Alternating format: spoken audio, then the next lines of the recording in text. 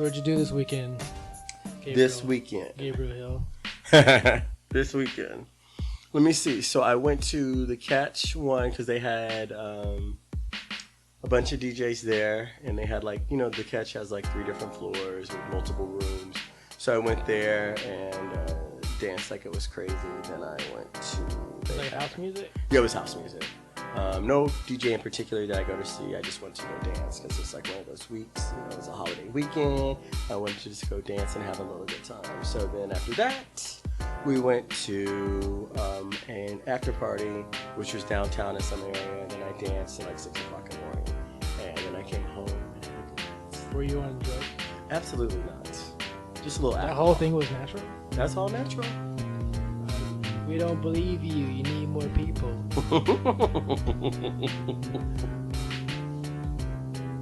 No, just to get on natural adrenaline. I know the friends you do. You hang with. Drugs are bad for Don't you. know Molly from cocaine. Yes. That's another story. Yes, that is. So, so you guys took an Uber? Or did you drive?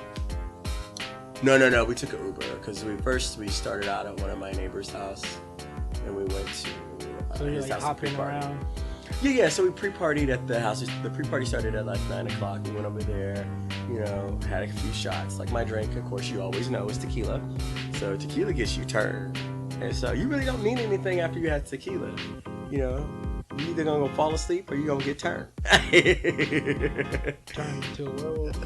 And so yeah, you know, my drink of choice is tequila, and that's what it was. Had a few shots. Long Island. What's yours? Long Island. Long Island Iced Tea. It has tequila in it too. Does it? Oh. Yeah, it has like all the liquors. But it in has all the, yeah. It has like all those I liquors. have a brew after that. It's like the Tokyo tea. The only thing difference between a Long Island and a Tokyo tea is you put Midori in a Tokyo tea, and in a Long Island you put Coke in it. Coca-Cola, that is. Coca-Cola. Coca-Cola and a smile. Mm-hmm. That's the only thing. I should have been a mixologist. I can see you being a bartender. Mm-hmm. What's your problem? What's going on with you? Don't come into my bar looking at that with bad vibes. That's right. You know, Here's a drink on me. that's true. Yeah. Yeah, you should look into it.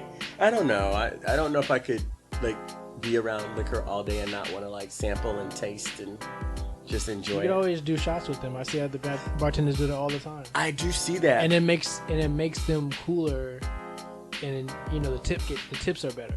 Right. You're like one of the you're like the cool bartender, and then they'll give you a tip because you know Gabriel, he kicking with us, you know, and he's still doing his job, you know. I wouldn't mind being a bartender. I just think that with those shots, I wouldn't want to know when to say no. I would be scared because I feel like I'd mess it up. I thought you wanted Midori. Oh, you wanted the Midori. You already touched the glass, okay. Or I like forget what goes in there and stuff. I don't know. I'm setting myself up for failure already by talking shit about it. But yeah, that's the only thing I worry about. That and keeping track of everybody. I see them when the place is cracking. And they gotta go do all this shit, and this guy, and this guy might be an idiot, and this bitch, this one might be a bitch and shit. I don't know. No, I know what you're saying because like we've all been into some event or bar or club or something, and like you always see the meatheads there. You Yeah, see I feel bad for them. Yeah, I'm like, and I just ignore. If I was a bartender, you would get served last if you got served at all. Yeah, I remember I was in San Francisco, and I was. What were you doing in San Francisco? What did the kids say? I was lit. But what were you doing there? Which street was you on? What area was you? You know that we were in Castro. No wonder your knees and our elbows are all dark. What's that mean?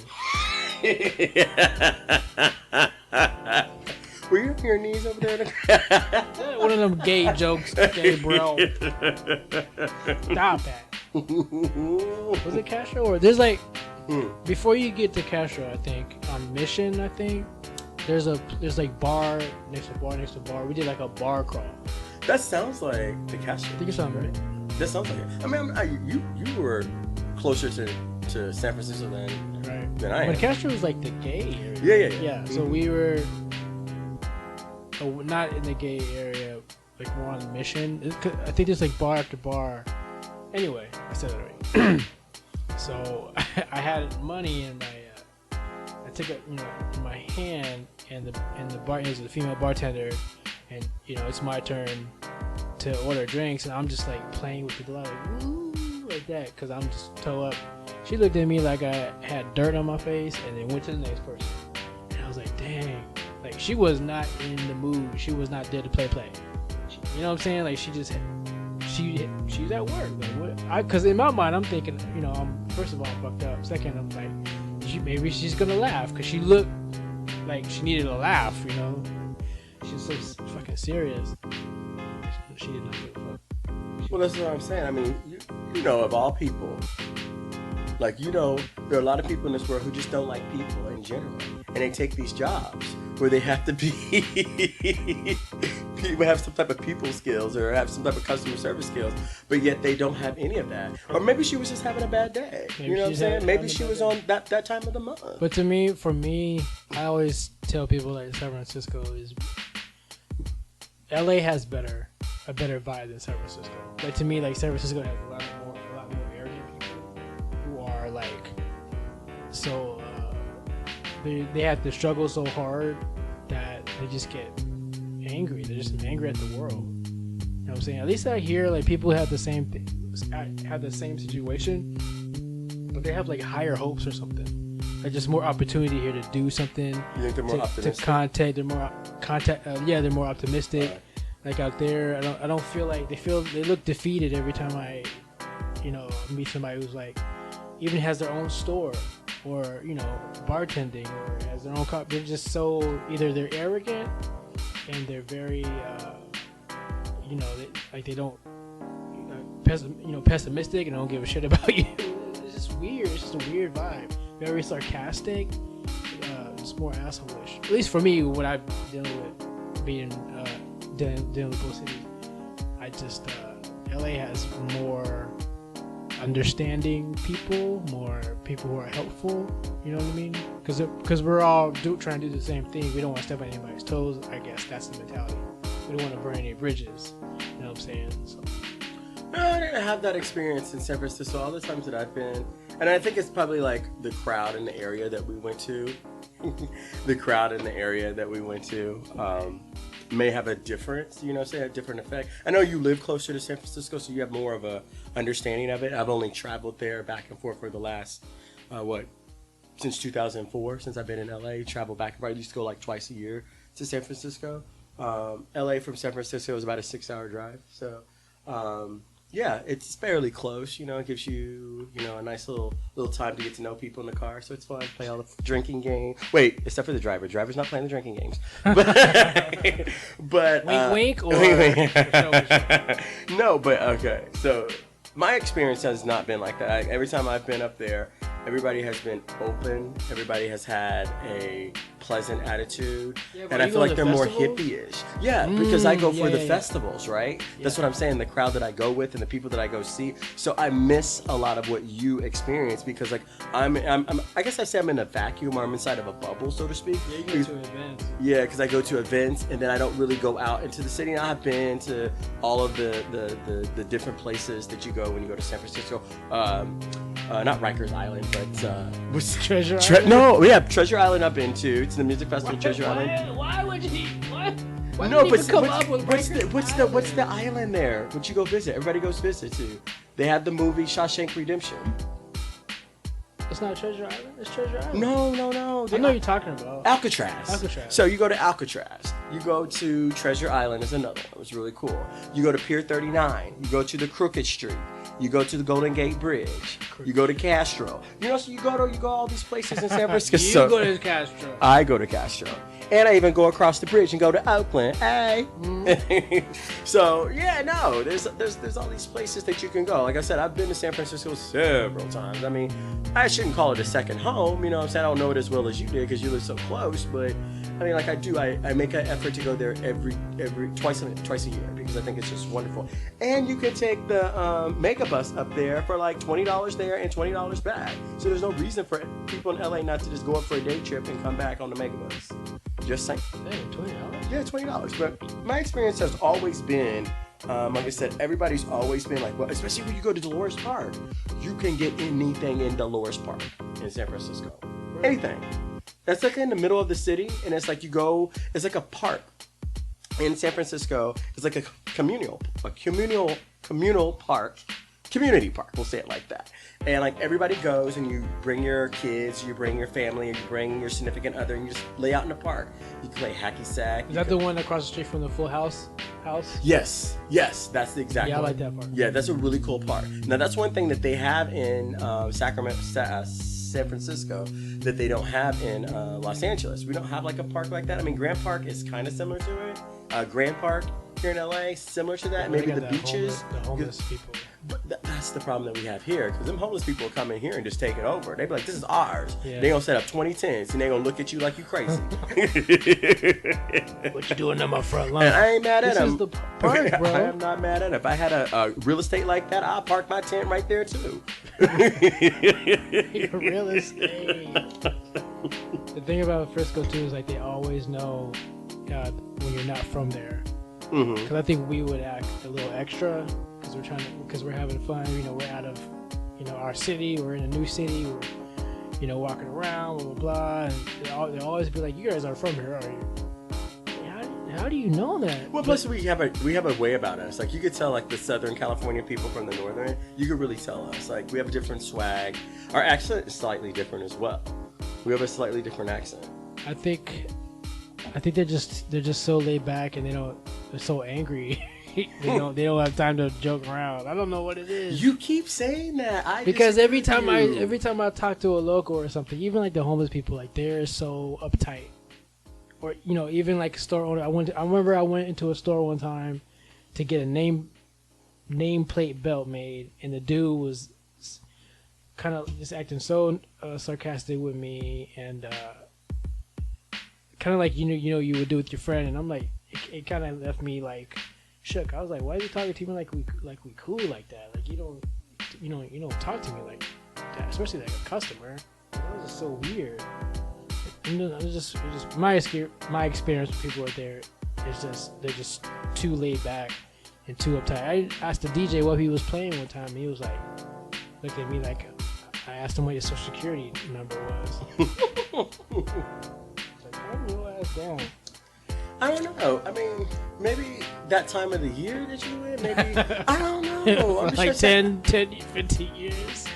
Every time I go down there. Okay, you have that. Okay. They're not all like that, but most of the time, the people who are not like that are the transplants. It's kind of like LA. I feel like maybe LA people who aren't transplants are more laid back. So they're easy breezy. But then like the transplants, they come down here and then they just try to hit the ground running. You know what I'm saying? They're doing stuff and they're making things happen. And and the people who live here are just trying to pay rent, make a living and survive. You know what I'm saying? Where other people, transplants, we see LA as like a land of opportunity, and we're trying to do stuff all the time. So that's how I feel about it. Don't be raining on my San Francisco. I love San Francisco. I just think you've had some experiences that I've never heard people have the experiences. I like San Francisco, the scenery and the vibe. Just the people can be a little arrogant. That's all. Some people, not all of them. I don't think you like people at all, to be honest. I like you, Gabriel. I'm surprised. I like you too, but no, I honestly, I think I don't have that. I have not had that experience. I mean, I can tell you the first time that I went up to San Francisco, I had the best time. Like, going out to Castro. I had my My locks at the time, I had grown them for 7 years. They was to the middle of my back. Oh, I thought I was cute. Wow. Nobody could tell me nothing. I was on the Golden Gate Bridge. My hair was just blowing in the wind. Woo! You got pictures of I do that? got pictures. I do got pictures. I want to see them. I'll bring them next time. So, yeah, I mean, like, I'm just saying. I had like, braids. I had cornrows. So, yeah, no, I've seen your pictures when you were younger. Oh, you did? Okay. Yeah. I did have my so D'Angelo. young, so young. My D'Angelo. Yeah, who? D'Angelo. I remember him.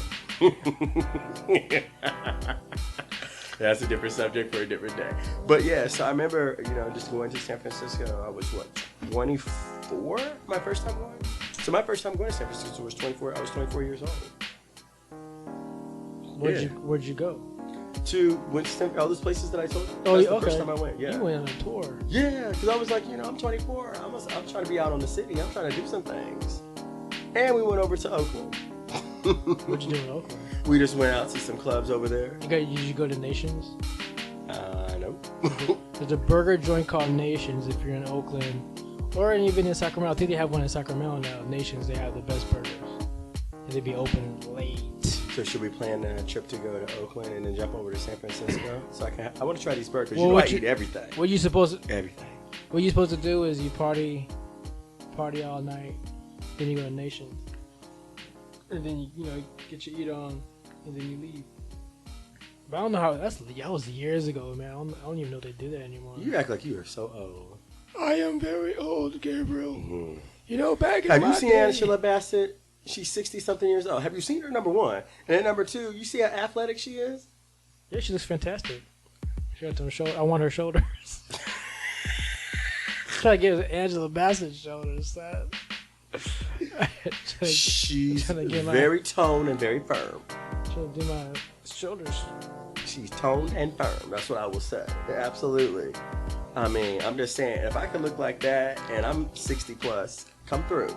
Yeah, she ain't dying anytime soon. She's gonna be 120 years old. She's gonna be like Cicely Tyson.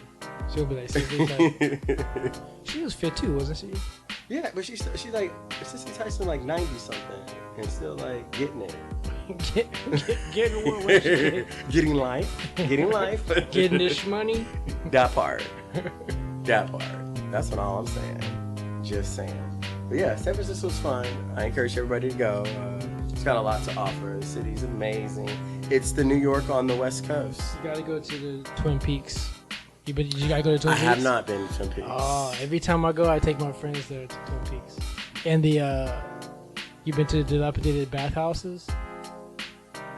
There used to be like a bathhouse at the end, and then it got destroyed. Bathhouse? What do you mean by bathhouse? Because there's a different meaning for it. That's how I'm asking. There's a whole history about it. But they used to have bathhouses way back in the day. But explain what a bathhouse is. Like a spa, and it was at the end of the old. It's like at the shore of the ocean.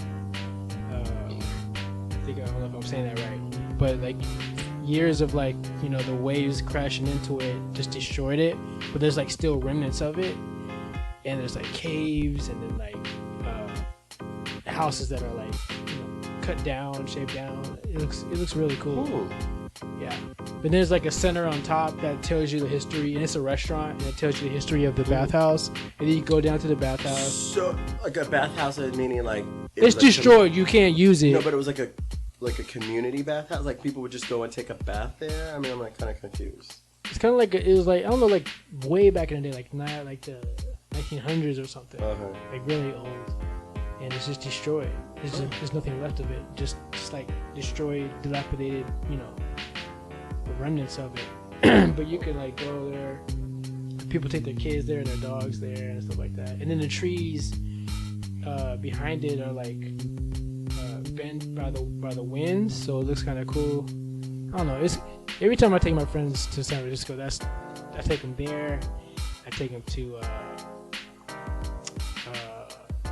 what's that street? I take them to Twin Peaks, and then after Twin Peaks, actually I take them to what's that? The Crooked Street you're talking about? No. I've never seen that. I've never been there. I drove down it. Did you? You gotta ride your brakes all the way down. Yeah, I've never been down there. I'll never do it again. I was so scared. You gotta Every ride time your I see brakes people all do that, I the was like, way why down. do you do that? Because it literally is like a 90-degree angle going Yeah. down the hill, and if you Just get on your bike. done, Yeah. like you're done. Like one missed break, and you're done. That's it, huh? Yeah, Call it it's a over. day. But yeah, so what street are you talking There's a street that's like just closed, full of clothes. There's like there's a Amoeba Records is there. So Amoeba Records is the milk bar, and there's a McDonald's at the end, and then there's like a park. There's a church, and then there's like a park, and then it's like, dang, what's that street? I have a horrible memory. Kids, don't do drugs. I don't know if I've been to that street. But San Francisco is really good. I really shouldn't say, it's like the New York of the West. It should be. Well, I know what they say, but we say then New York is the San Francisco of the East? I didn't they always say that because of the rent. Hate Street. So if you go all the way down Hate Street, when you get off the freeway, you go down, I don't know, and then you go down Hate Street. So we go down there, shop or whatever, walk around and stuff, eat. Then I take them up to Twin Peaks, and then they can see the city. You can walk up the two Titty Hills. You know what I'm saying? It's fantastic. Well, I know about that. I don't think I went to it, or I did went to it. I don't remember. Like I said, I go twice a year, so. That's a plan to go. That is a good plan to do the megabus. Maybe rent a car or bikes when you get there. Because we need to. Because I would like people to see the Twin Peaks, so we need a car. Because you go up some hills to get there. Or Lyft. Just saying. And then come back down. Yeah, BART too. You have the Maybe you take BART. I'm saying, but Twin Peaks you have to go up a hill, and then you have to come back down. So Uber twice. Or just rent a car. Where you can rent a car. Especially if you have people with you, like you got four people with you. Just put the. I gotta trust your driving though. San Francisco is very hilly. I mean, I'm good on that. Those hills. I drive stick on the hills, bro. It's crazy. Like the hill, like because I don't drive a lot. If you want to learn to drive stick, you go to San Francisco. If you match those hills on the stick, you're a pro. You can go anywhere. That city is nothing but hills. Like crazy.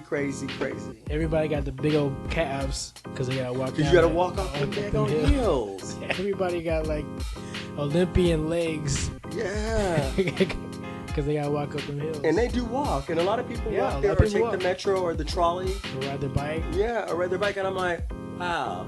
And like, it's like a lifestyle there in San Francisco. It is a lifestyle. So it's like, you have to get accustomed to it. I mean, you have the marine layer. It's mostly like, 60 degrees year round. There's some days that, you might break 80, but it's pretty cooler climate there. Do people curb their stuff here? What do you mean? Like in Frisco, people, if they want to get rid of stuff, they'll just curb it. They'll put it on the curb, and then 9 times out of 10, like an hour later, it'll be gone. Well, here you can put it. LA being here, you can put it on the side of the street in front of your house or whatever, and then you call. I think it's 411 or 611. Yeah. And then they'll come and pick it up. That's not what I'm talking about, but I know you're talking about. I did that before with my futon frame. Uh-huh. But yeah, no, in Frisco. You want to get rid of something? Put it on the corner of your block. It be gone an hour. Ooh. Yeah. Oh yeah. I'm scared of bed bugs. It ain't like when we was younger and we used to go to rummage stores and go to garage selling. No, I get that. But I mean, like, and even with the bed bugs things, like, there was things when we was growing up and we used to go camping. We do like camping, like going to like cabins and camp or like church camp or whatever. We would always bring a can of Lysol. And you would spray the sheet, you would spray the bed down before you even got on. Lysol? Yeah, there's a can of Lysol. Febreze? No. Because Lysol, it kills 99.9% of germs, and you would spray it down, you would wipe it down, and then you put your belongings on. Like, I just think the reason why bed bugs and stuff are spreading because people are nasty, they don't care, and they're lazy. How do you spread bed bugs? How do you spray bed bugs? You check first. No, like, spread. Like how are people spreading bed bugs? Because like, so what happens is like, even do they go with you to work? Yeah. So if you take public transportation, let's just take this one scenario. If you take public transportation, and you have like a bag with you, or you have like bags with you, or you have clothes, they can jump on your clothes. They can jump in your bag. They can jump. That's how roaches get spread. People like no, seriously. They like roaches will jump in your bag. It's just like they are hitchhikers, just like anybody else. And they will hitchhike right on home with you, and that's how you get some of the stuff. You can get bed bugs from riding on the train in the metro because people are dirty and they're nasty. Not everybody is clean. Why is that made them? That's not their fault that a bug jumped in their backpack. No, it's true. No, I'm not talking about the person where it is the one that's getting hitchhiked on. I'm talking about the people who are allowing it to happen. Metro does their best, I think, to keep the trains, the trains and things clean. But you have a lot of homeless people here in LA, and then you got a lot of just people who are just nasty. Like, you ever been in people's house? You got hoarders. You got people who. What? You got people who are not the cleanest, right? Cleanest. Thank you. And so what happens is it spreads. Like, you may not like when I know when I'm on the bus and train, and before I go home, I'm shaking my clothes out. I'm checking my bag because you go over to people's houses too. They got roaches. That roach don't know no names and don't know no hoes. It's gonna go right crawling in your bag, thinking that you got some food or something in it, and then before you know it, you come home and you got a whole litter running around your apartment. One time I was in my room and I was on my phone and I'm just chilling, and then for some reason I was like, I feel like something was in my stomach because I didn't have my shirt on, and then I put it was dark, so I put the phone on my stomach, and then there's like a roach chilling on my stomach, son. And I said, what the hell? Just smacked him away. I turned the light on. He just still there, like, he was like, what, son? What? I was like, man, this boy fucking chilling. I was like, how long was he chilling on my stomach, dude? You nasty. Because I was just like, you nasty. Like this, looking at my phone, whatever, playing on phone, playing Candy Crush or some shit. I was like, something on my stomach. I was trying to light on it. It's just chill, like. Where do you think you picked it up from? I was like, I get roaches here sometimes. Like one. Oh. Yeah. No. Where there's one, there's more. You don't just have one. Right. But I've only seen one at a time. You better get sprayed. Let me check my bag. Hang on. My bag. You probably pregnant. Ooh. You got more homeless people around your area. We do have a lot of homeless people on the west side, and that's because they come over there because it's closer to the beach. You got the transportation. No, serious. You got the transportation. The homeless love the beach. They do.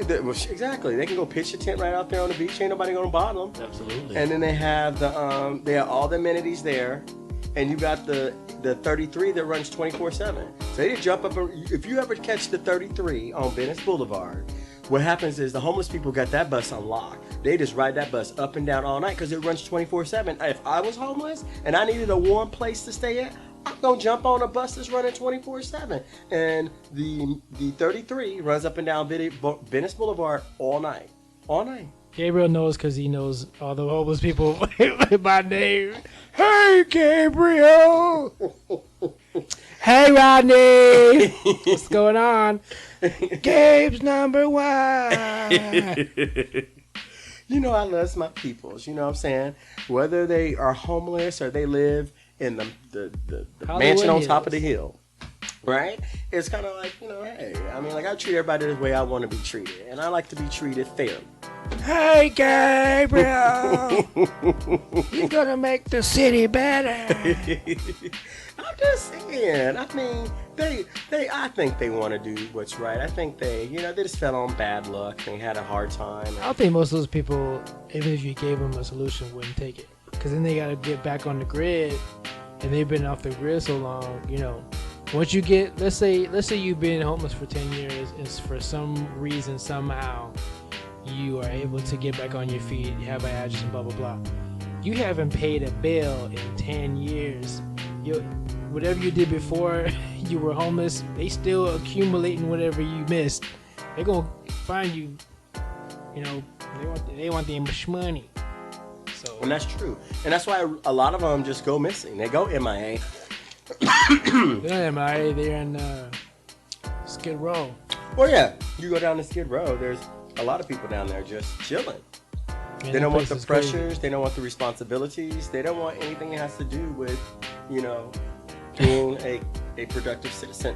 And like sometimes I think we all kind of, the mood flashes through our head. Like, you know, I don't feel like doing this no more. Like, I don't feel like going to work. I don't feel like.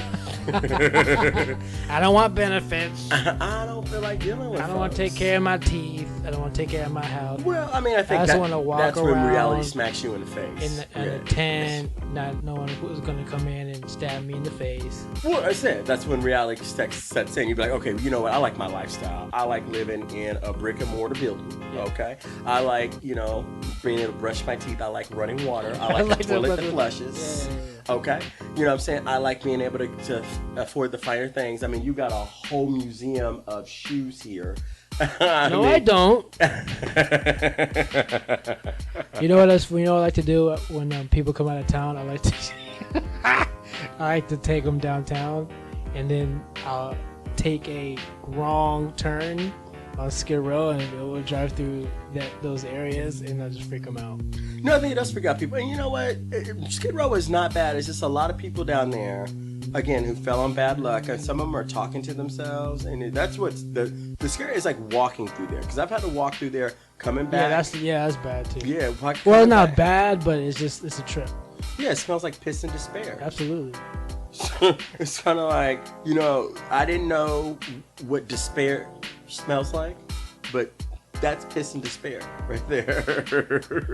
If you want to get knocked into like reality, I guess, go, you know, walk down there. You could drive down there to feel safer, but walking down there, right? You see them rats running from tent to tent, and that's the thing. Like living in them tents, them rats know them folks on first name basis. Yeah. And they be feeding them, and they thinking and they pet. No, that's how the bubonic plague started. No, don't do that.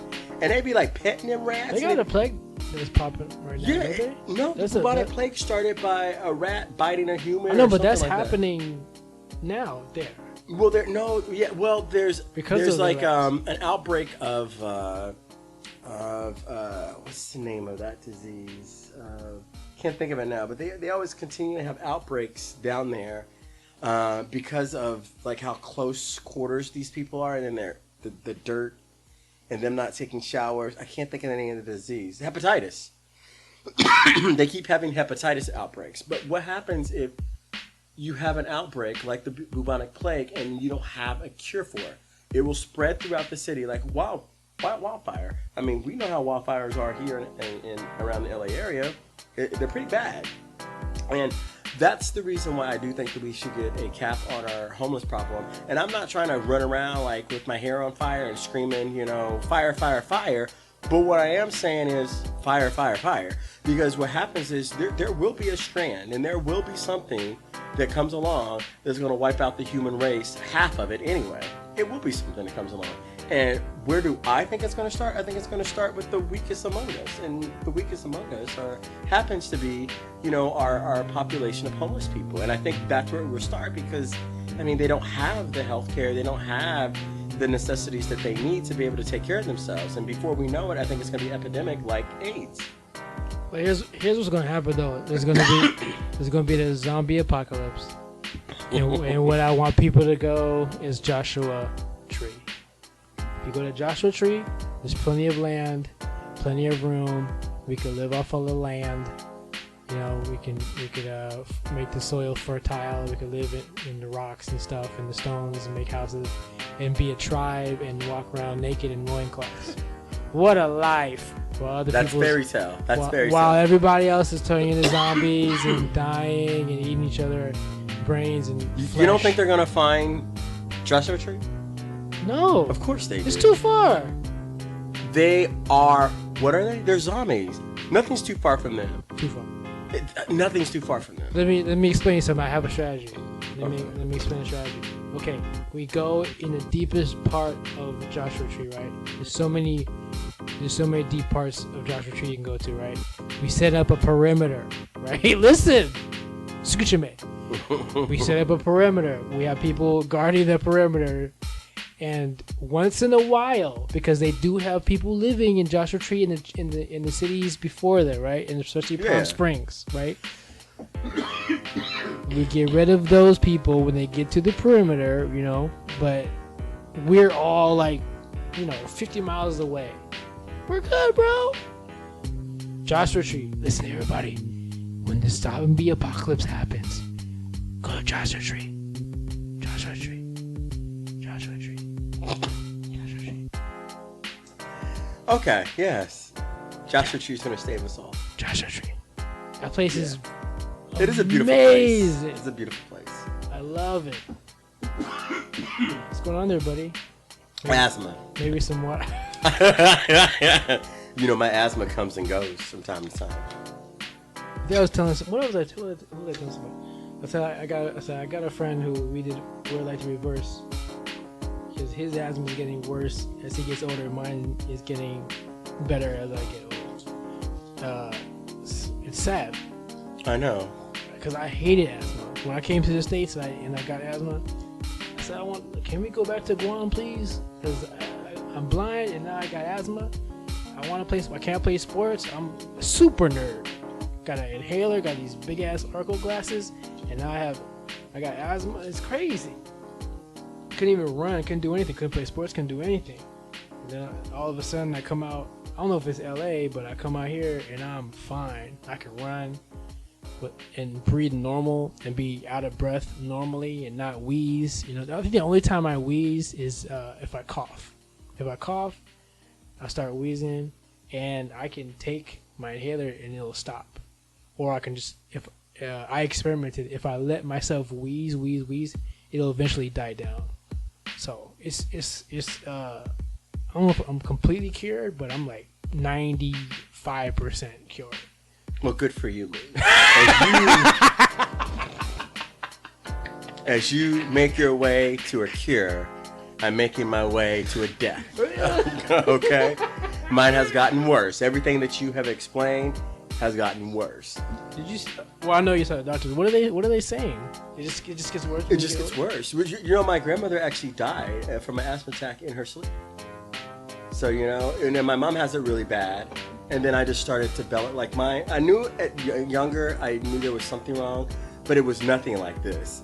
Now it's just like, you know what I'm saying, the coughing and the hacking and can't getting the breathing under control. And you weren't doing that when you were in elementary or No.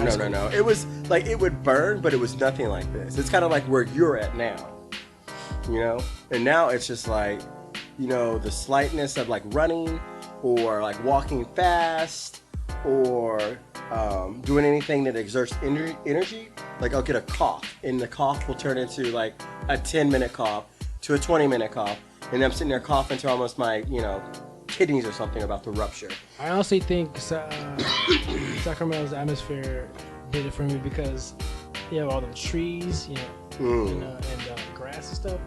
I remember we were walking to some house party, and you know, as soon as we got out the car, I just started wheezing. I was like, what the hell? I'm trying to be cool. I'm about to go to this party. You know what I'm saying? Get my shoulder on. And you don't want that rattle? What's a rattle? Yeah, I was just like, what am I wheezing for? Like, what am I wheezing? I used to put my inhaler in my sock because I didn't want to put it in my pocket because it would take. I had too many things to put in my pocket. Yeah, so I put it in my sock. So my friends knew, like, he's like, "Where's your?" Just let me check your sock. It's just weird. Well, I got two now. What you got two for? Because I got one for a rescue inhaler. So, like, if you need it, like, if you're in the middle of, like, working out or walking up a hill or... Yeah, you use it as needed. Yeah, as needed. And then I have a maintenance one. It's called a maintenance one. So you take one in the morning and then one at night. I had that. Yeah. See, I had that when I was in high school. I did all that shit. I was dying in high school. You know, my dad, he punished me one time. he took my inhaler, and I started wheezing, and he wouldn't give it to me for like 30 minutes because I did something wrong. So that was my punishment for. But you could have died. So he put me in a room. He said, "Stay in your room. You can't come out." And give me an inhaler. And I was like, but I need it, because that was when I was really, really bad. So he would walk past the door just to make sure I didn't collapse or some shit. Yeah. And then like 30 minutes later, he gave me my inhaler. And every time I tell people that, I was like, your dad is evil. I was like, yeah, I guess. That was kind of. I think about it. You could have died. But the thing about having asthma, it does make your voice a little raspier. It does make your voice raspier. Raspier. I hate my voice. I like mine. I like it better. It has a little rasp to it. I didn't think it was this bad until I listened to this podcast. It's raspier, yeah. When you have your voice you got a nice little raspy voice. People think it's cigarettes. It could be, or it could be the weed. Well, I can't smoke anything. Not anything. Because, like I said, it really does. Just like being in a room full of smoke, it sets off everything. Wow. Yeah. I think that's what did to me too. Yeah. I want an oxygen tank. Ooh. I didn't start smoking cigarettes. What'd you say? Wait. What'd you say? I said I want an oxygen tank. Oh. Just to roll that thing around. Yeah. I had all kind of decoration on mine. I roll that thing up and just put my mask on. I believe it. I'm glad this is happening, so I can archive this motherfucking cough, son. You got the worst, best cough ever. I'm just saying. You know what I'm saying? I gives you a little something. If anybody out there is making a cartoon where they have a sick character, call up Gabriel Hill. He will give you the best sick cough. And it'll be natural and real. See, there you think that sound right? The last breath of it. That's just a little rattle. It happens from time to time. Jesus. Blame it on that asthma. You used to have it. You know how those. I used to have the bag. This used to be a bag. Yeah. Well, you have the inhaler. You take the inhaler out, or what do you call the part? Not the inhaler, but you put whatever the medicine is in. You take that tube out. You put it in this. That little the nebula, what was it called? It was called albuterol. Yeah, but you take that out of the case, and then you put it into another one, and then this new one had like a long nozzle, and the tube goes here, and then there's a bag. That was before my time. Sorry, boo. So back in the day, right? And there's be a bag, right? And you push the bag, the tube, and the inhaler medicine will go into the bag, and then you breathe in the bag, and the bag would, kind of like like an accordion. Yeah. But yeah, I used to have to use that. So picture. You're skinny. You got a messed up afro. You got Urkel glasses. No, you were cute. And you have asthma. I saw your pictures when you're a cutie. Okay, Gabriel. He had that pretty hair, y'all. You know that pretty hair? I know we ain't supposed to call hair pretty, but you had that silky. Nappy as happy. No, baby. It wasn't. I saw the pictures. Wait. Let me tell you something. My hair was nappy on top, but curly straight on the side. I saw the pictures. I know what they look like. You had that cold black hair. With the big curls. Mm-hmm. You had hair like who's really big, like Tracy Ellis Ross. You had that hair. That's the kind of greater hair that you had. Yes, me and Natalie. Yeah, because Natalie has the same kind of hair. I think yours is probably a little straighter. No, yours look a little straighter than Natalie's. Like, look, because you had the colder black hair. I saw the pictures. What picture was that? I don't know. You had on like baby pictures. You had like a tank top and like a black. You look like a little gangster. Baby gangster. BG's, baby. BG. But you were like 20 years old in those pictures. So. You look like you were like 12, but you're like 20. Because even now, you still look young. But what's young? Well, young is, I would think, anything under 45. That's not young to me. That is to me. Anything under 45 is young. That's the way I think. But what do you think young is? I think like anything under 35. Anything under 35 is young. See, I think 45. That's when we can really relate. No, I disagree.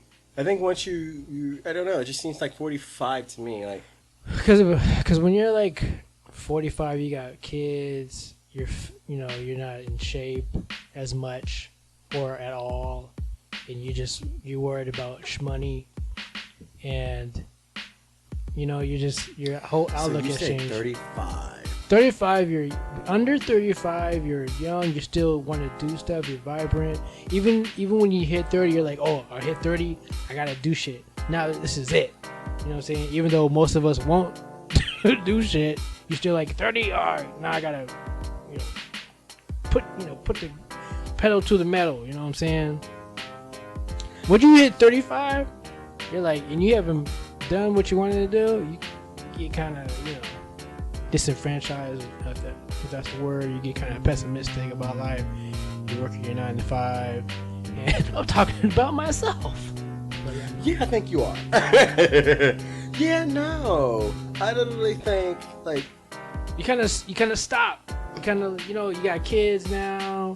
You think about benefits. Do you have kids now? No, but I'm saying most of my friends, 90%, gave up on their goals and dreams because they got kids and stuff, and they're in their 40s and stuff.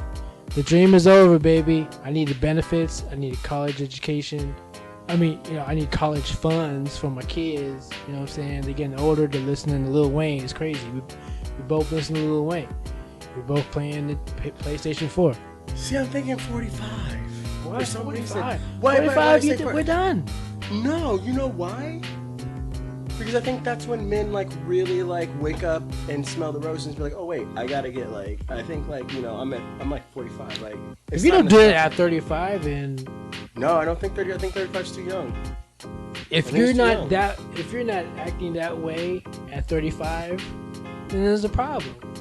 I mean, I think that you get your shit together by 35. Yeah, but I think that you start to mature. Yeah, definitely. I think you're maturing and evolving. But I don't think at 35, you're like, oh my god, I'm grown. Life is almost over. I need to I don't think it's almost over. I don't think that. You got 40 more years. You're 80 years old. Right. You're in a home. You can't poop on your own. You're wearing diapers. You have to share the TV with 10 other people because you're in a home. You're trying to, you meet some old lass and you want to have sex with her, but you got to take vitamins or whatever. You got to take a pill to put your pee-pee in her. You know what I'm saying? And you both. There's all kind of STDs running around at restaurants now. She's dry, so she has to take vitamins. So you guys just say, fuck it. We just going to And they've been doing that. There's all types of STDs. Hump. There's been a rise of STDs at restaurants. First of all, let me say something real quick. If you are 70 years old and you just got herpes or some shit, that's the worst. I'm ready to die, man. I don't got time to itch my pee-pee. I ain't got time to scratch it. I got other things to worry about. My hair is falling out. My teeth's falling out. And now I got bumps on my dick. Ew. And I'm 75. Come on, man. Ew. This damn home is killing me. Ew. You always had that nose ring? I've always had a nose ring. Did you? Nose ring, and I've always had, I got these done not maybe almost a year ago now. I'm just worried about tattoos. I'm trying to finish my body. Wait, what kind of tattoos and why? Because I have a lot of real estate and I need to cover it. Why is that? Because I just have my artistic ideas. Okay. Whatever that's supposed to mean. Okay. I don't know. I want to finish my real estate on my body so I can get it over with. But what do you want? That's what I don't understand. What do you mean what I want? I want I know, but what do you want? I got dream catchers and dragons and goblins and demons and more Mandarin and my family crest and wings and bats and spiders. Oh my. I'll tell you one thing. LA is very expensive with tattoos. It's not that expensive in Sacramento. It's very expensive. Here in San Francisco. Huh? I don't have any sense. Nah, you don't. But all this real estate that you want to put on your butt, but why? It's overrated. Exactly. You're saying that 35 is like where you peak. So let's just leave it at 35. You're dead after 35. I think Margaret Cho started getting tattoos at 40. Exactly. Yeah. And you know, like most actors, like from what they tell actors, is like you don't like really get your stride until you're like 40 something. Did you know that? Yeah. They say when you're in the business, when you're an entrepreneur, you don't really start making money until like 40 or 50, 60 years old. See? So, but you gotta keep working though. You gotta go through the bad to get to the good. And you think that everything ends at 35? I don't think it ends. I just think you get more clouded. You get more jaded. I've seen a lot of people quit at 30 because they're jaded, because they're dealing with faulty, funky people. And I hate that because I see the talent and I'm like, keep going. But they're like, no. Especially like out here, like it's you can get fucked over really, really quick. You know what I'm saying? You could have your own store, and it sounds good on paper, but you'll start living in that store because you want to make the store go. You're paying 2 rents, and you're like, oh fuck it, I might as well live here. You know what I'm saying? Under the radar, so I could just pay 1 rent. You know what I'm saying? This is how long you gonna keep fighting to make your dream happen. And a lot of people quit. Well, I think a lot of people quit because the simple fact that was the dream really realistic, and what options did you try? And I'm not saying that they didn't go through all this. I'm not saying that it still can't happen. But I think people do set themselves up for failure sometimes. I mean, like, if you're not really invested in it, you didn't really take the time and do the research and have the understanding, and you just kind of went out half-cocked. And I'm not saying that people do this. Some people do all of that and they still fail. But the thing, it's true. I just think that, but what is success? That's what I'm saying. Like, I never know what success is to people, because what success means to me is it's like a goal that I've obtained. It doesn't mean that if I put, like, I'll give you an example. It doesn't mean if I did a CD and it didn't sell 1 copy, is that still success? Because I actually did the CD. It wasn't meant, like, if people bought it, if people didn't, like, it wasn't about that. It was about me creating this project and this art, right, and making it something for me. And if people like it, that's fine. If they didn't, that's fine too. So I just don't know, like, that always confuses me. What is success? I guess it depends on the person. Let's say you didn't make that album and you didn't sell anything. You went wood, you sold 5 because you had 5 friends. And then let's say so then you have a choice. Do you keep making music? Do you work on another album? Or do you stop because you didn't sell? And let's say you put in effort too. You put in the money for advertisement. You had a little indie label behind you. You had 5 videos for a 10-song album, and none of them really hit. You know what I'm saying? But your friends say you have talent. You're on a label, for Christ's sake, an indie label, but you're on a label. Do you stop because you sold 5 records? It depends on the person. Are you in this for money? Or are you in this because you love music? Thank you. That was my whole entire point. It's like, are you doing it for money? And everybody wants to get paid for their art, or they want to be validated, or they want it to be, confirmed that this is what they need to be doing. But I don't think you should do it for that. I think you should purely do it for you, because this is your way of expressing, and if people accept it or reject it, it shouldn't affect you one way or the other. And I get it. Like, everybody wants to be validated. Everybody wants to be, understood. And I get that. Maybe I just look at it differently. As I look at success, like, you are living, you're breathing, you're working, and not that work, because that's another story, but I'm saying you are maintaining life, and that's much more than a lot of people are doing, right? That's one. But you also, if you have the ability to have a craft or an art or a passion, and you are in that vein and you're working on it, how is that not a success? Like, if you, like, you could put together this podcast, like, to me, this is successful. Like, I'm proud of you. Like, it makes me look up to you, like, oh wow, this guy's actually doing what he's doing. And like, to me, that's successful. You got the equipment, you got the place, you got all this beautiful stuff, and it's like, wow, like, this guy is actually doing his thing. And so I look at it and I admire it, and I'm like, dang, like, that's success to me. And you know what I'm saying? So I don't know how people measure success, but I think that they measure it by what society measures it by, which is like you sell 1 million or you make 1 million, and it's all about the money part of it. I think that's what happens. I think we get like if we can't live off of our craft, then we're not successful. Because if I have to work a 9 to 5 that I don't care about, but it's sustaining me for now, and we're not living off of our craft, and I can't wake up in the middle of the night to make a beat that I know that I'm gonna get, be able to have other people listen to and maybe get paid for that beat, and it's not going to be a good life. You know what I'm saying? I mean, you're not paid for your craft.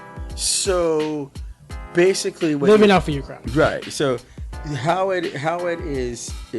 success is determined by some people is by the amount of money that they make off their craft. And not even like getting rich and like Kevin Hart rich, but I mean like just being able to be like, let's say if I made a beat and somebody liked it, and my name is in like the small bowl of people looking for music, and I'll say, oh, Lee made this beat, okay, cool, or keep it on SoundCloud. Oh, like let's say my name is out there amongst people like Ill Mind and stuff, and they listen to, oh, let me get that. You know what I'm saying? I'm more accessible because my name is out there. You know what I'm saying? That would be fantastic to live off of that. You know what I'm saying? And then I get points afterwards. You know what I'm saying? So they buy the beat, and then every time it gets played on Spotify or whatever, I get paid. The artist get paid. Whoever's using it. The label gets paid. We all get paid, you know what I'm saying? And then imagine like 50 other songs of my songs out there, my tracks out there. I mean, that would be dope. To wake up whenever I want to, make a beat, go back to sleep, or hang out with you guys whenever I want to, or whatever. You know what I'm saying? Enjoy the city more at 9 or 10 a.m. Go to the beach, surf, come back home, make a beat, go to sleep, take a nap, shit, have sex, do some drugs. eat a egg and McMuffin, take a nap, make a beat. You know what I'm saying? On repeat. On repeat, make a beat. You know what I'm saying? Like, that's what I'm talking about. Live somewhere cool where it's safe. You know what I'm saying? Being able to take care of your family. You know what I'm saying? Having more freedom and being able to live off of your craft is a objective of this whole situation of creatives. You know what I'm saying? Got it. No, that's success. Don't have to be rich. Don't have to own 5 Teslas and drive all over the place and with my Gucci sunglasses. No, it's just living off of our craft, being able to do what we want to do because we're good at it, and people recognize that and being paid for it. That's enough for me, and it should be for everybody. And if you get rich off of your, even better. Look at Kevin Hart. Look at all the actors who live in Beverly Hills and stuff. Like, they're getting paid off for their craft. You know what I'm saying? That's one of the goals. But if I can live cool, I like what you just described. I mean, I think that's ideal. Like, right? You to be able to be able to afford what you want. You don't have to be rich, but be able to live comfortly, right? And be able to go out. Yeah, who wouldn't want to be in LA at 10 o'clock in the morning and go to a museum? You know what I'm saying? Or go get brunch. Yeah. Go to the beach. Want to hit that new restaurant? Right. I mean, I think that would be, a little piece of paradise, right? You get to live here, but you get to enjoy it as well. Yeah. You're not on this rat race. Being able to pay for, dinner or take your mom out or whatever. You know what buy her a car or a house. You know what I'm saying? Yeah. You just think about other people. You know what I'm saying? Get Natalie out of that neighborhood. You know what I'm saying? I like her neighborhood. What are you saying? Shut up, dude. You know what? I'm not doing this on the radio. I'm not doing this on the radio. I'm just gonna say I think, but it's the thing, you just have to know the neighborhood. I know you're not comfortable over there. I know the neighborhood, son. What are you talking about? Okay, she needs a bigger spot. I like it. It's cozy. It's fine. I just feel like a woman of her caliber should be in a better, like maybe in like a townhouse or something. But she likes it. No, she doesn't. That's bullshit. We're not going to talk about her right now. Studio with sky high ceilings. But the roof, she's a moon very roof. modest, and she likes. No, she's not. She drives an Audi, Gabriel. She's able to afford, that's not modest. Modest is me with the Honda Fit. Afford what she likes and what she wants. And I believe if she wants to go somewhere else, she definitely can do that. But I think she's very comfortable. She lives within her means. That's the problem. She's comfortable. And I don't mind it. I think that she knows her neighbors. She's in a safe spot, in a safe place. And I think that's what I think. I mean, I think she's very comfortable and she's very aware of that area. And it has gotten better over the years. I mean, absolutely. I have been over there several times, like in that area, you know. So I'm. No, that's good. It looks way better. Yeah, you see what I'm saying? So it's like it's a. I just feel like she should be in a bigger place. I like her place. She should be in a place like your place. Your place is tight. I like your place. Well, thank you. I mean, besides the fact is it made for two people? It's made for two people. Yeah, it's made for two people. Yeah. Yes. Yeah. If I had your spot without that, I guess anonymity of having somebody else there, like that. You just want it by yourself? Absolutely. You know what, Lee? Absolutely. If my roommate moves out, you don't want her back bedroom? No. You want it to yourself. First of all, your place is like a loft. It's basically a loft with a guest room. Mm-hmm. You know, because you have that your bedroom like an open space. Yeah. Mm-hmm. So basically, if you're humping, we can hear you hump. Can you? Yes. If I spend the night and you're humping, and I'm on the couch because I can't. Obviously, I got nowhere else to go. I can hear you hump. You're in a loft, son. What's wrong with that?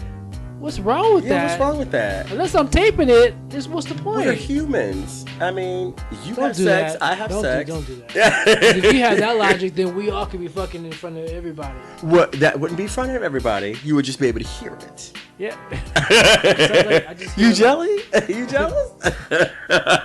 I'm not jealous. It's annoying. I don't want to hear that. But then close your ears. Close my ears. There's the door. Really? You can step outside. If I spent at your house, you would tell me to leave. No, I'd be like, you could look. This is what I'll tell you.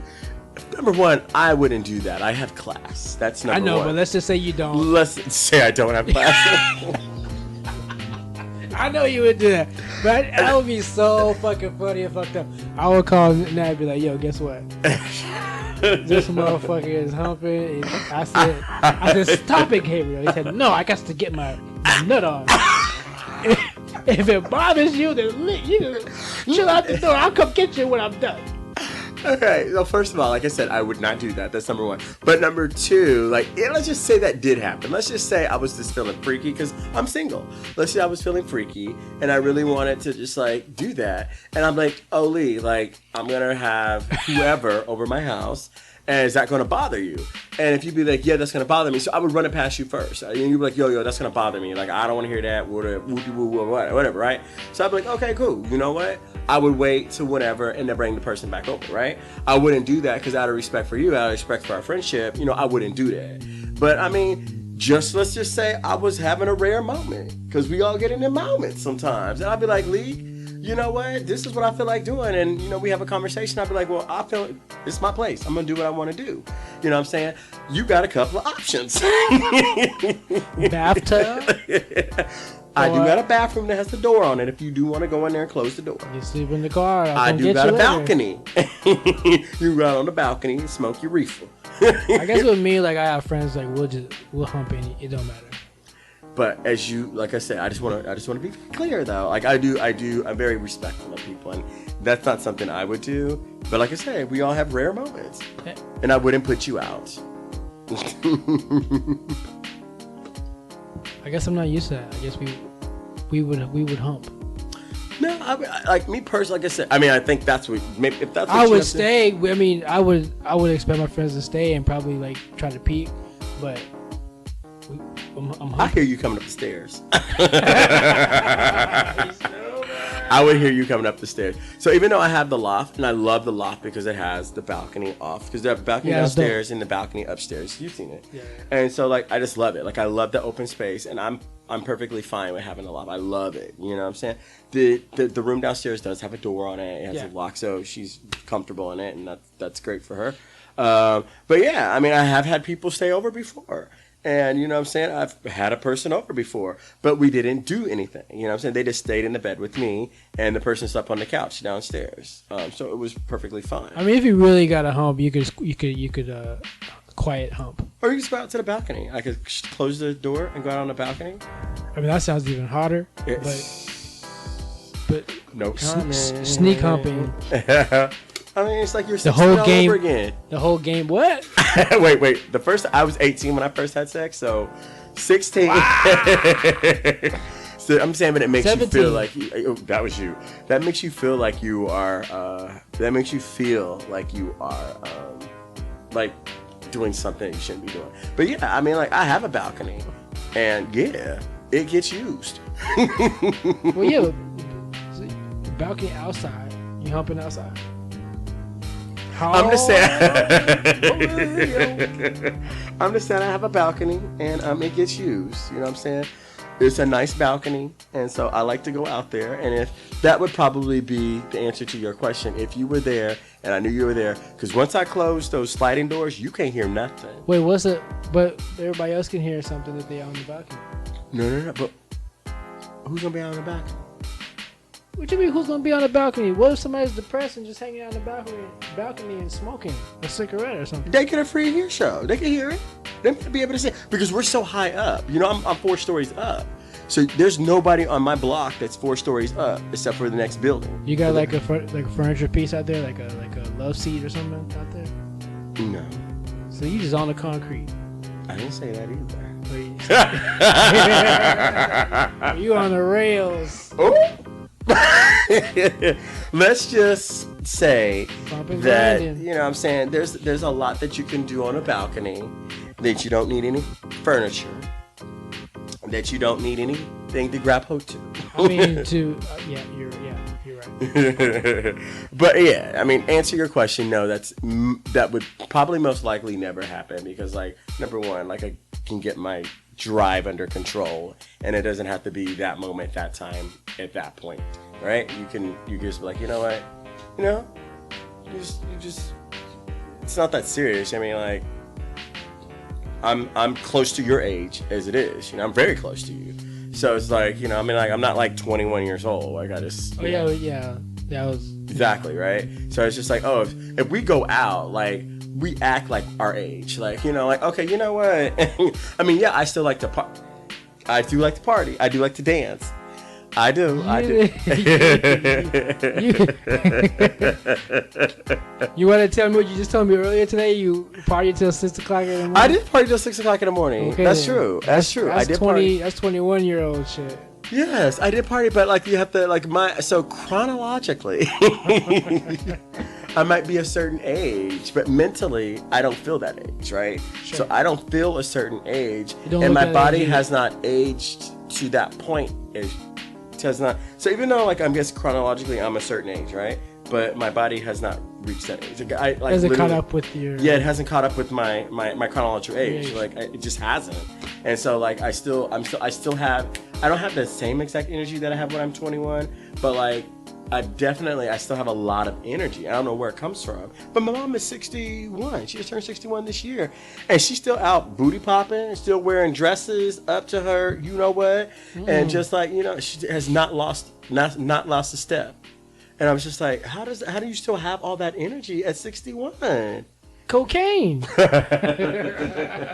Was She says she don't do that. You know what? I'm trying.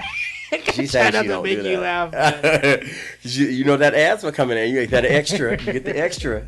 That's what I'm saying. I got pumps, so. Thank you. You're good Thank here. you. I mean, like, you know, never. I want that oxygen tank. So if you got a friend that got an oxygen tank, come through. Don't you got benefits? I do. I talked to my doctor. He said I'm not to that point to where I need an oxygen tank. You don't want that. I just want to roll it around. You look like C-3PO and R2-D2. But I just like roll it around and like skid it on the ground. I see it. You just gotta keep like, you know, just like I can get it. I get like the first of all, you don't look your age, so you with that oxygen tank, Mr. You gonna think you filming a movie or something. Where's the cameras? I'm glad I don't look my age yet. That's a good thing. A little Blasian blood come out. I think so. I mean, I had a 30-year-old come up to me. Hey. Exactly. And I was like, oh. Come to what he said. How do you think I am? Oh, what happened? What do you mean what happened? Like, he was like really interested. Like, I was just like, wait, oh, okay. You know, I almost got you by like 2 years, does right? it matter that he was 30? Because 30 is my cutoff age now. Like so 30, 35, 30 to 35 is my cutoff age. So math was exchanged. You got it popping. Yeah. So we you know, he's a pretty cool guy. Pretty cool guy. I like him. Lives out of Long Beach. Everything good comes out of Long Beach. Everything good comes out of Long Beach. I wouldn't know that. I don't know. Well, you should go down to Long Beach. You might find you a nice young lady. Go Long Beach. Hang out where? Long Beach. Go down to the pier. There's a pier in Long Beach. I mean, like the boardwalk, like the Queen Mary. Go down by Queen Mary. Oh, I did go to the aquarium there. Yeah, like that whole strip right there for like 2-3 miles. Like, you meet a lot of people. Like, I do like that area. Yeah, like you just go hang out. It's like Dolores Park. You just go hang out over there. And they got all kind of karaoke bars down there. I mean, I'll take you down to Long Beach with me. Why you bring up karaoke? I love karaoke. Not the rooms. Shit. Not the rooms. Not the rooms. Not the rooms. Them damn rooms in K-Town? No, I'm not talking about the rooms where it's all safe and secure. I'm talking about getting on the stage. Where everybody's watching it? Where everybody's watching. It builds your confidence, builds your self-esteem, and it makes you happy. I did that before. Right. There's a bar in Sacramento, a pool bar. Mm-hmm. They had karaoke, and we would often go there and do songs and stuff. It was fun. Yeah, we should do that. You want to go to karaoke? I want to say no. Why? But my balls say yes. You never know. You might find the woman of your dreams. Yeah, I'm gonna be there. Maybe. You just never know. I don't know. I'm not looking for that. That's when I was down in Long Beach. That's how I ran into the 30-year-old. He said, I'm a fan. You know? I saw you singing and I'm a fan. When I was at Boardwalk 11, this is where we should go. But this is on my side of town over on Culver City. And so, I'll go down there. I love it down there. I love your neighborhood. Yeah. Well, yeah, because the Culver City is the city next door to me. Yeah. And so there's a place called Boardwalk 11, and I go there. I used to go all the time. And you go there, put your song in, you sing. And so a couple of times I have been there, like people, you do get like, because people go there just to, you know, sing, right? But then there's people who like go there just to like listen to people. And I did have a couple of guys that was like, oh, like you did really good. What was that song? I hadn't heard it. I was like, oh, okay. I want to do a duet. Come through. I want to do it on my own, my Patti LaBelle and Michael McDonald. You want to do it? Which part you want me to do? I'm going to do Michael McDonald. So I gotta do Patti LaBelle? Yeah. So many promises. On my own.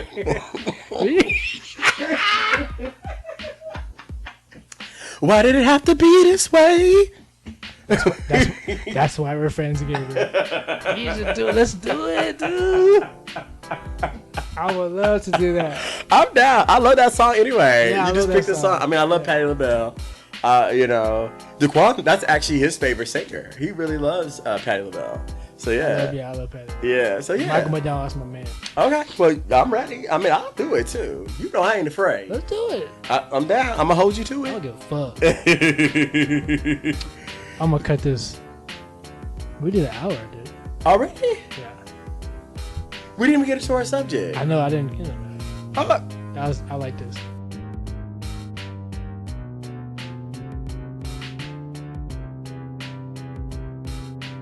Amazing blazing. Amazing blazing.